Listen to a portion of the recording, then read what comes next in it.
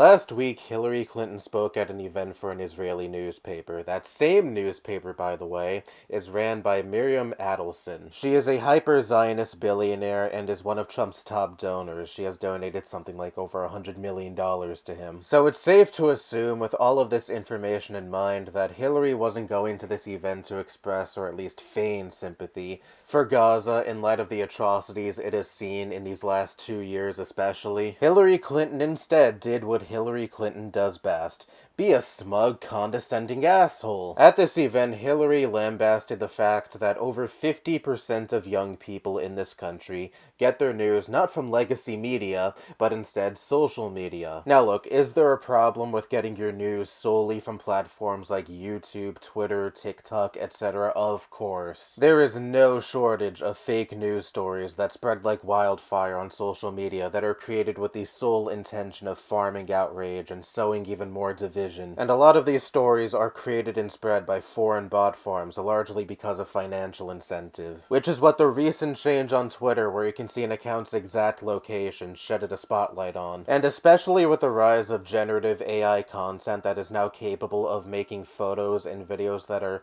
scarily fucking realistic, it's now more easy than ever to spread false information on social media. I get all of that. And no, you shouldn't rely just on social media for your news. But Hillary Clinton is mad about this within the context of young people aren't pro-Israel enough. They're watching content creators who say that what Israel is doing in Gaza is an atrocity. They're saying that killing innocent civilians, including women, children, is bad. Can you believe they're not listening to corporate media instead, and figures like me, that represents the establishment rot that runs so rampant in the Democratic Party? In a way, I'm glad that people like Hillary are flailing because they can't control the narrative anymore. She comes from an era where the media was largely unified in the sense that it was all owned by billionaires and media companies that have the same shared financial and corporate interests and would parrot talking points to the public that would advance those interests. And the only alternatives were like fringe, obscure, independent newspapers and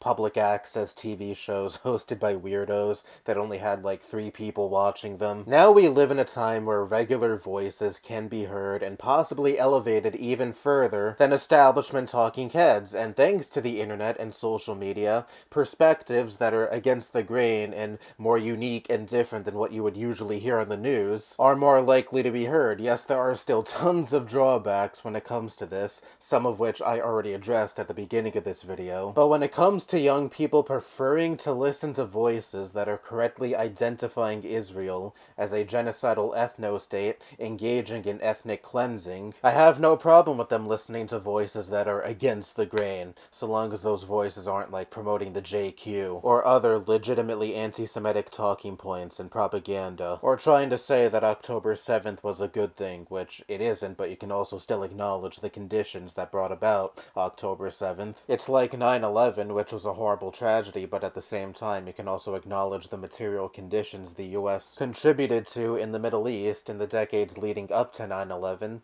but you also still don't have to hand it to Al-Qaeda. But anyway, what voices should they listen to then? You? Someone who's just going to condescendingly tell them, oh, all of your concerns and disgust over these blatant human rights violations going on in Gaza that you can see clear as day on your screens? That's all wrong. You're falling for propaganda, which is what she dismisses the horrific videos and coverage coming out of Gaza as. Are there probably fake videos circulating around online? Sure, but there are a lot more absolutely horrific videos coming out of Gaza that showcase exactly what kind of horror those people have to go through on a daily fucking basis. And here you are on your ivory fucking tower essentially saying, oh no, don't pay attention to that. It's gross. And what's even more gross is Hillary bringing up Jewish Americans who are condemning Israel and saying to them, you just don't know the history of what brought us to this point and why Israel is justified to commit these atrocities. Yeah, fuck you. I hate this weaponization of people's Jewish religion and heritage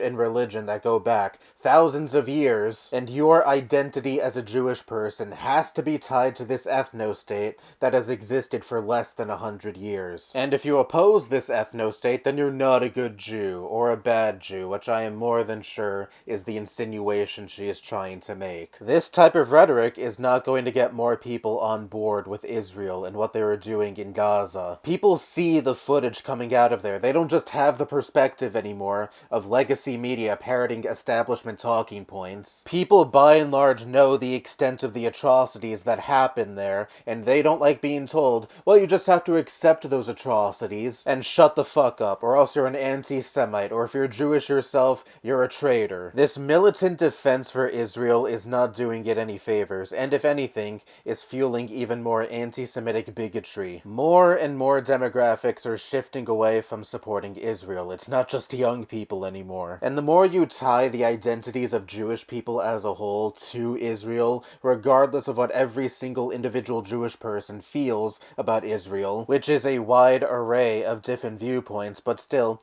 the more you demonize Jewish people in the eyes of the public, especially more bigoted individuals, and that makes those types of people feel more justified in their bigotry because there is this concerted effort between establishment politicians and legacy media to tie all Jewish people to this increasingly unpopular ethno-state. I wish Hillary would have just faded the fuck away after 2016. This exact type of rhetoric and behavior from her is exactly why she lost in 2016. She is an inauthentic, condescending piece of shit, forever stuck in a bygone era where people like her dominate the narrative. And the same goes to her husband Bill, who seems just about as tone-deaf as she is. Like last year, like a week before the election, he had a speech at a Kamala rally in Michigan, one of the key battleground states that also has a very high Muslim population, lecturing those people and telling them how to feel about Israel. Fuck both of these ghouls, seriously. And not in the sense that Trump probably did with Bill. Whoa, actually on second thought I don't need that image in my head. Anyway, that's all I have to say. Bye-bye.